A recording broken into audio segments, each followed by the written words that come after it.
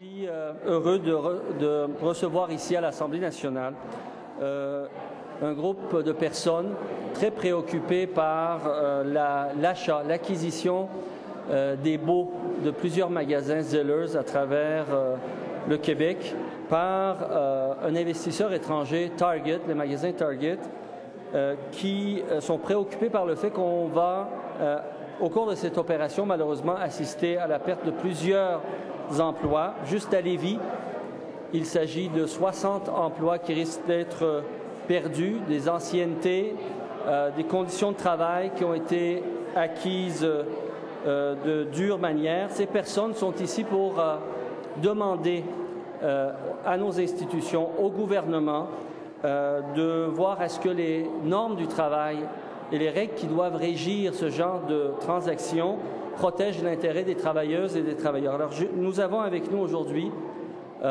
des syndiqués des travailleurs unis, des travailleurs et travailleuses unis de l'alimentation et du commerce. Il y a Mme Roxane Larouche qui est avec nous, M. Alain Langlois, M. Mario Dallaire, M. Luc Filteau, il y a aussi Guy Roy, et également nous avons avec nous Nicolas Lemieux qui va prendre la parole et Valérie Guillotot qui est députée de Québec, députée, quel lapsus, qui est candidate, et espérons-le, très bientôt députée de Québec solidaire dans le comté de Lévis. Merci beaucoup. Bonjour.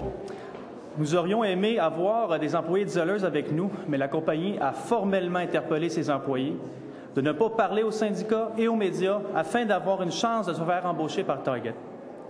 Donc, ces employés s'accrochent malheureusement en mensonge par peur de représailles de la compagnie.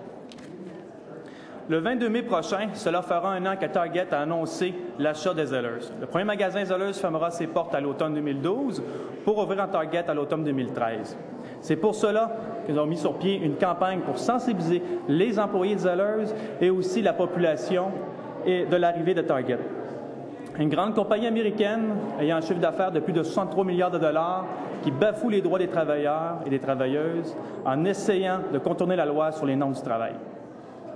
Target prétend n'avoir acheté que les baux, qui serait une transaction financière, et n'affirme avoir aucune obligation envers les employés de Zellers.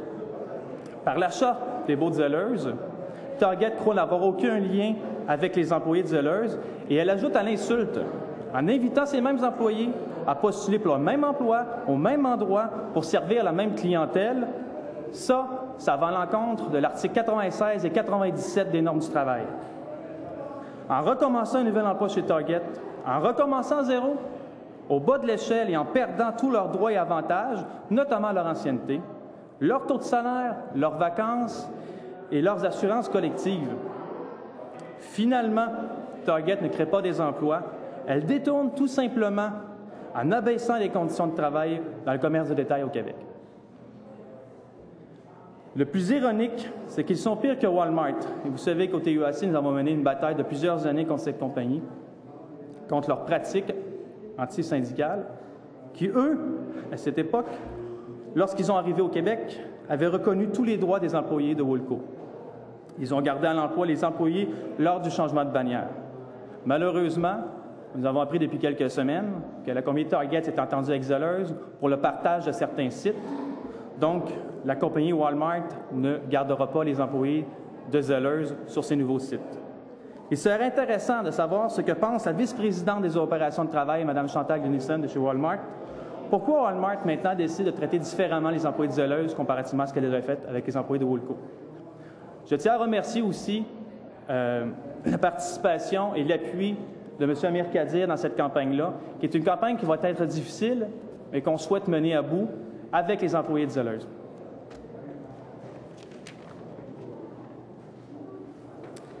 Bonjour, je m'appelle Valérie Guillotot, je suis candidate dans la circonscription de Lévis. Je viens à vous pour représenter les femmes, car pour la plupart, les employés de Zellers dans ma circonscription, ce sont des femmes extrêmement précaires, ce sont des femmes avec des enfants, avec une famille. Souvent, ce sont le soutien financier de cette famille et malheureusement, par le stratagème que la compagnie Target emploie, elles vont perdre leur statut, elles vont perdre leurs emplois et elles sont seules dans ce combat. La question ici, ce n'est pas une question stricte de syndicalisation, c'est une question du respect des normes minimales du travail du Québec. C'est une simple question du respect de la dignité de ces femmes. Ce sont pour la plupart des employés qui ont des dizaines d'années de carrière chez Zellers, qui ont des salaires bas, certes, mais qui sont fiers de travailler dans cette compagnie et qu'on va mettre à pied comme si elles n'avaient jamais travaillé dans cette compagnie. Donc, je veux interpeller aussi mon député, M. Gilles Lehouillier, qui est aussi adjoint au ministre de la Condition féminine, que nous n'avons jamais vu dans le dossier à Lévis. Pourtant, ce sont des dizaines d'employés qui perdent leur emploi. Est-ce que ces femmes ont droit à leur juste part? Est-ce qu'on va respecter leur dignité? Est-ce qu'on va respecter les normes minimales du travail du Québec ou on va laisser, encore une fois, des compagnies étrangères multinationales venir piller nos droits, venir marcher sur la dignité de ces femmes? Le gouvernement libéral est une fois de plus trop occupé à créer de la richesse dans le Nord pour se préoccuper de celles qui filent sous notre nez, dans ma propre circonscription, à Lévis, et partout ailleurs dans la province de Québec.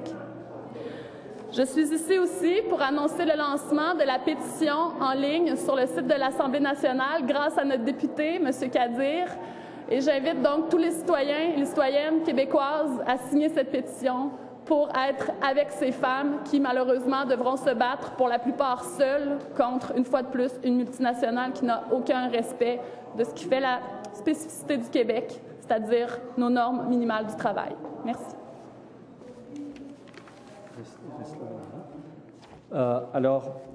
Simplement souligner deux choses. Ceux qui risquent d'arriver aux 60 employés, aux caissières, aux travailleuses, aux travailleurs du magasin Zellers de Lévis risquent d'arriver à plusieurs autres magasins à travers le Québec si on en croit à ce qui a été annoncé. En fait, il y a une première vague de 12 magasins qui seront fermés au cours des prochains mois, d'ici la fin de l'année.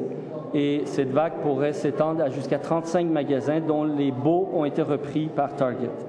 Donc, il y a des mesures urgentes que le gouvernement doit prendre. J'interpelle la ministre, Mme Lise Thériault, qui s'est montrée très ferme et énergique lorsqu'il s'est agi de tenir tête à certains syndicats dans tout le dossier qui a entouré le projet de loi 33. Mais quand il le faut, il le faut.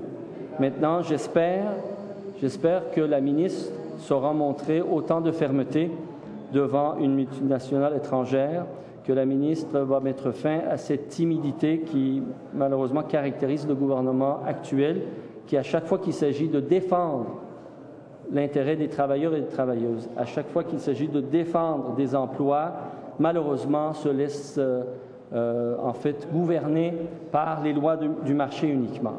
Je répète qu'il y a une pétition à laquelle a fait mention Mme Guillotot. C'est une pétition qui est importante. Il y a déjà plusieurs noms.